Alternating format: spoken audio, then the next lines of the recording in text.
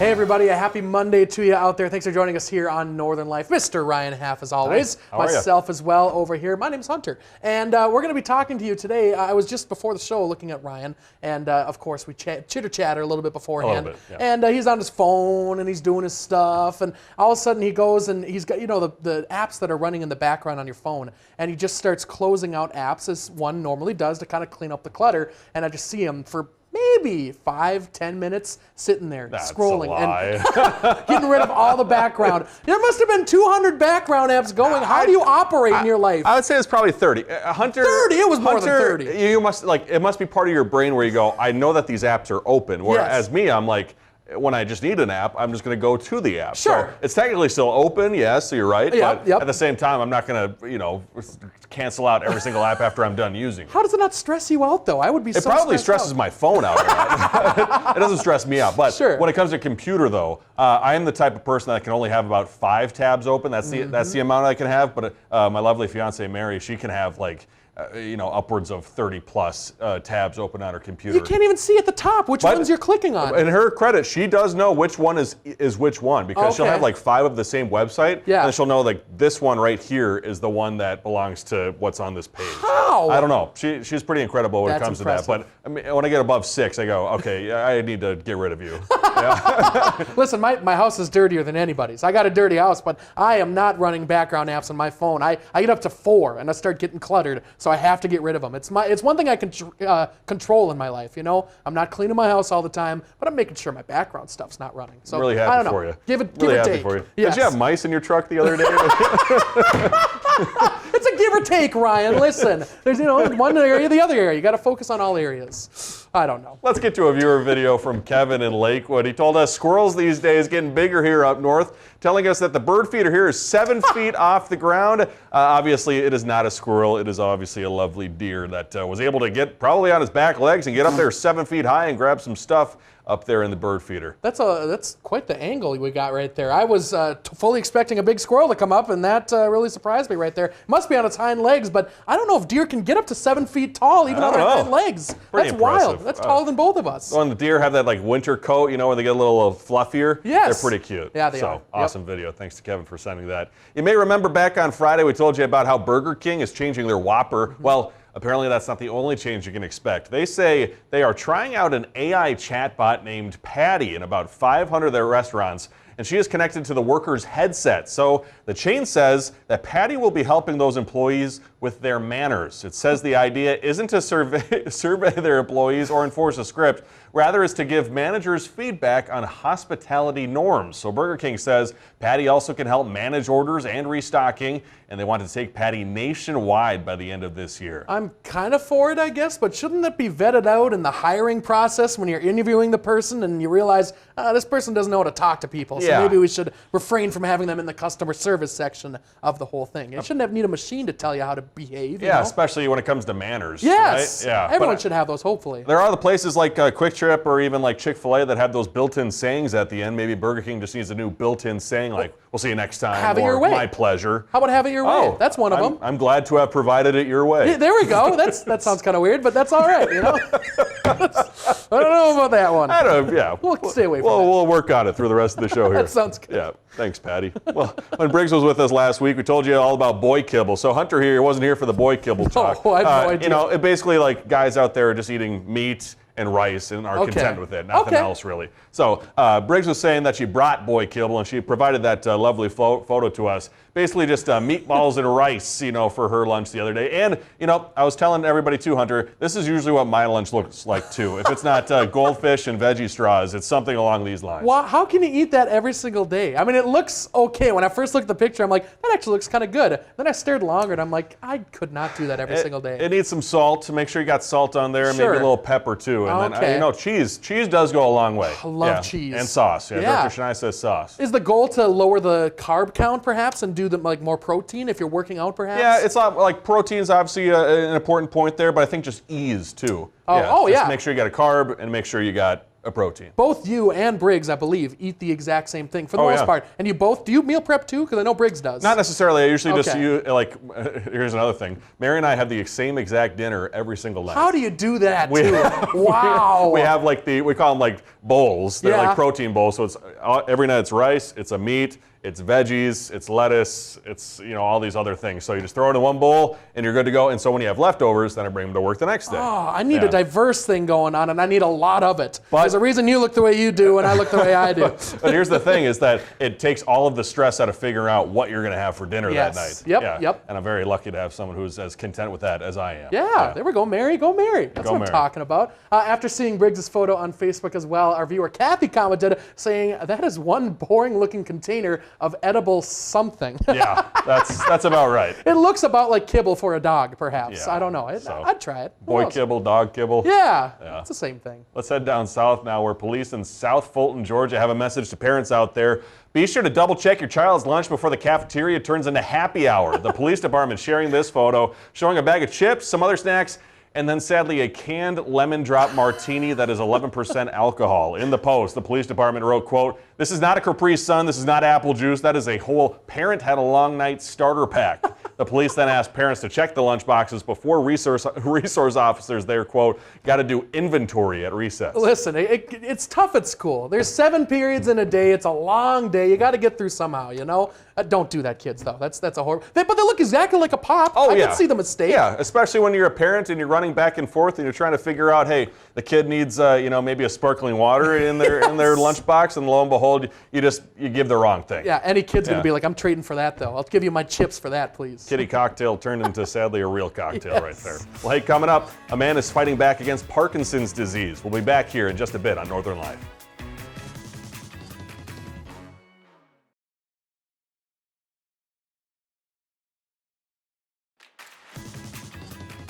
Welcome back, everybody. Before we get to this next story, I do got to talk about my mom back in the day. There's some things that happen when you're a kid, you go, I'm going to remember this forever. Yeah. So my mom is driving, I believe it was all 3 of the kids, to, I forgot where we were going, maybe the grocery store or something. And my mom cracks open her Diet Coke and she takes a sip and she goes, oh no.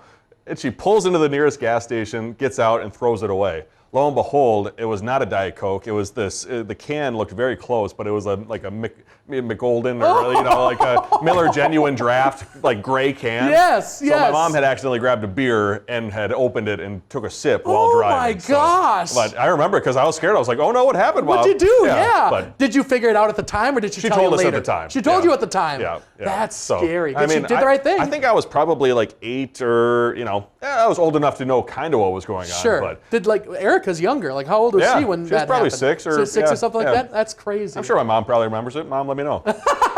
Don't drink and drive, folks. That's the moral of the story. Yeah. Not too far away from where I was just during my trip to Florida down there, Tampa International Airport is joking about a new dress code down there. The airport's official social media account went viral after making a fake announcement saying there would be a ban on pajamas in the terminal and on flights. Airport officials have confirmed the post was meant as lighthearted humor and not an actual policy change. Passengers are still free to wear whatever makes them comfortable. The playful post sparked big debate online about travel attire, with some praising the idea and others pushing back on it. So Ryan, what do you think about all this? I think as long as the pajamas are clean. Sure, okay, yes. Like you're not rolling, unless you're really late and you're rolling out of bed and all of a sudden you didn't get to brush your teeth or anything and then you have to sit next to somebody like that on the plane. But if the pajamas are clean and there's those like matching sweatsuits that people have now that are actually kind of expensive. Yeah. They're very similar looking to pajamas. Sure, I can see the argument of wanting to dress up and being nice on a plane because it is quite the ordeal to go on a plane and be a part of that whole thing, but I want to be the most comfortable as possible. Someone especially who is afraid of flying as well, I just want to make everything else comfortable so I don't have to worry about anything else except not dying on that plane. Yeah, the days of the suit and tie may be over. Yes. Yeah. Yep. Let's get to a special health story on this Monday. If you ever gone rock climbing, the journey to the top is paved with challenges, and it's not unlike the road that lies before someone diagnosed with Parkinson's disease. That's true, and Deborah Alafrone got to meet a man who has inspired a climbing movement with the goal of upending Parkinson's. Nice, John. You need tenacity to get to the top. Jonathan Lesson, in the white shirt and black pants, has more grit and grip than most. I don't really understand how it can make you feel so good to be, but when you have Parkinson's, your world becomes smaller and you make smaller movements. When you get on the wall, you can just stretch out and you get to the top, you feel fantastic. The retired physician was diagnosed with Parkinson's disease more than 20 years ago. He started searching for a gym that would let him climb. Lesson heard no after no. I called this one and I found Molly. What made you say yes? Gosh, it's crazy to me that people said no to him. Nice. Molly Donnellan Kupka doesn't accept no. The then director of Sport Rock Climbing Centers in Alexandria, Virginia, started climbing with Jonathan twice a week. What does rock climbing do for you? It keeps you stretched out. It does cognitive work. It's kind of cool because you're on the wall and you have to figure out a puzzle. Doctors often prescribe exercise for Parkinson's patients. Climbing targets what this disease attacks: balance, coordination, and muscle strength. Blaze on. The two climbers became 5, then 6, then more. And then we had the shaky 6. Wait, the fidgety 5 and the shaky 6. And then we lost count when we got to 7. We have 72 locations now. And I mean, even in the last year, I was just looking at our numbers last night and I'm like, we're at over like 1,300 climbers and we were at like 400 this time last year. Molly turned it into a nonprofit, Upending Parkinson's. Now 1,300 climbers across the country are part of the program. Mark and Betsy DeMulder are among them.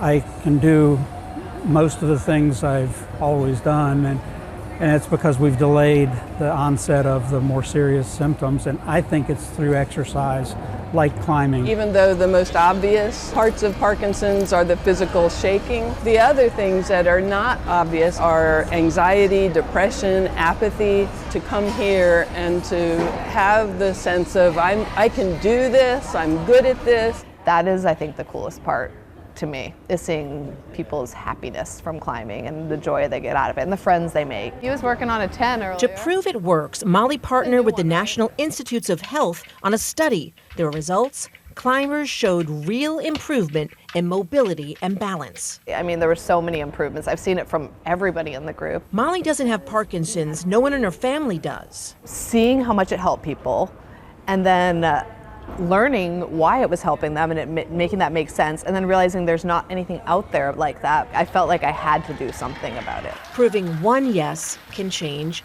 everything.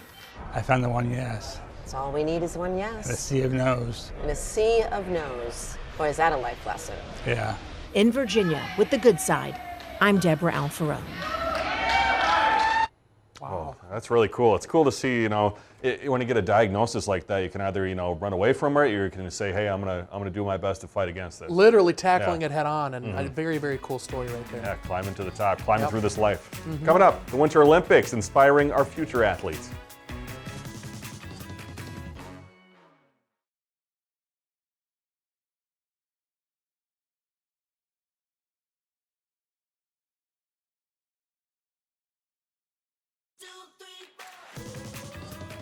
Welcome back. Team USA's gold medals at the Winter Olympics are sparking excitement far beyond the games here, Ryan. That's case in point in Northwest Arkansas. Staff at an ice rink there say they're seeing an Olympic boom. Families and first-time skaters are hitting the ice after seeing elite athletes compete. They're trying hockey, figure skating, and curling. Some admit the sports are more challenging than they appear on the screen, of course, but they say the excitement of something new keeps them coming back. Yeah. Just like seeing a movie or something where you want to do something in the movie, you know, makes you inspired to try something like that new. Sure, a lot of young girls, young boys out there, they see their hockey teams win. They see the curlers going out there, especially our Duluth mixed curlers. Saying, both guys and girls can do this type of thing, and you can, work really hard to get to the Olympics someday. I'm so thankful that at Two Harbors, one of our subjects in gym class, bust everybody down to the curling rink, and we all got to curl in like 7th grade or something like that. Man. So got to have that experience even before I saw these curling athletes, and it's like, that is really cool, you know? And especially cool to see the reach down there in Arkansas, which is a place you don't necessarily think would, be willing to even try winter sports. All over the place. That's very cool. Yeah. Let's talk about some entertainment news now. Sir Paul McCartney, the subject of a new documentary focused on his post-Beatles career. Rick Damigella bringing us that preview. The Beatles have been my whole life, really. When we split up, I thought, I'll never write another note of music, ever. Paul McCartney's life after the Beatles is explored in the documentary Man on the Run. Baby, I'm amazed the way you love me all the time. Academy Award-winning director Morgan Neville knew he had a daunting task in making the film. When you're making a film about a Beatle, you feel like you're writing your own draft of history. I mean, you know people are going to pore over it and judge it against everything that's come before or might come after. We started Wings from square one. As Paul McCartney of Wings, it was about trying to do something different. I feel like I've been training for this film my entire life. You know, I have been a Beatles obsessive since I was 6. I've read every book, watched every documentary. I have every Wings album. You know, it's something that has meant so much to me throughout my life. So when the opportunity came up, I just felt like, oh, I'm going to put everything I can into this film, you know, and I did.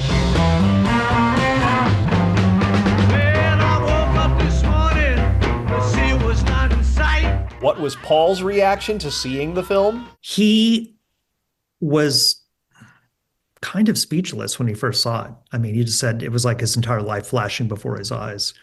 But he had a piece of paper, a pad of paper with him when he watched it.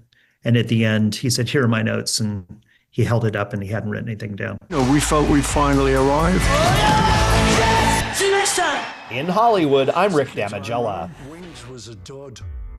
Wow. In my opinion, the coolest Beatle, my favorite artist behind Billy Joel. What do you have another favorite? What about Ringo? Ringo's cool, and you know, I used to kind of harp on him back in the day because I was just a young, naive drummer. But after becoming kind of, you know, being in a band for so long, Ringo really laid it down, and he was a fantastic drummer. And my gosh, all 4 of them just proficient in all of their instruments and very smart musicians. And you've got to see him in concert too. Twice now. Yeah. Very lucky to be able to see Paul McCartney twice, and he killed it last October. I suppose he is getting up there in age, so to see, you know, most of his life now playing out on screen, that has to be, you know, kind of hard. Like if somebody showed you a movie about yourself and having your whole life play out like that, that'd be kind of hard to take in too. Yeah, who's next, Ringo or Paul? We'll have to see what happens, you know. Documentary about us. Yeah, right? We'll talk about some goats when we return.